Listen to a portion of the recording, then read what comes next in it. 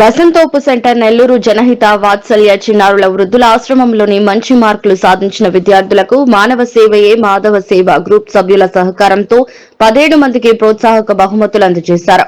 ప్రతి ఒక్కరికి ₹1000 వంతున నగదు బ్యాగ్స్ వాత్సల్య ఆర్గనైజింగ్ సెక్రటరీ జీవి సాంబశివరావు ఆధ్వర్యంలో జిల్లా అదనపు వైద్య ఆరోగ్య శాఖ అధికారి డాక్టర్ కాదరవల్లి అందజేశారు.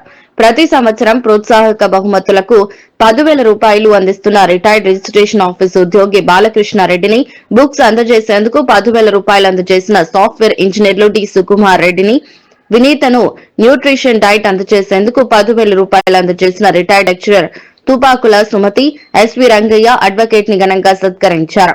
Retired sub inspector GV Pullareddy cake అందజేశారు. Retired mass media officer Baditala Srinivasulu ఖర్జూరం ప్యాకెట్లు అందజేశారు. సేవా టీం సభ్యులను ఏపీ హంస జిల్లా అధ్యక్షులు చేజర్ల సుధాకర్ రావు, సేవా టీం నిర్వాహకులు అరవా పరిమళ ఘనంగా సత్కరించారు.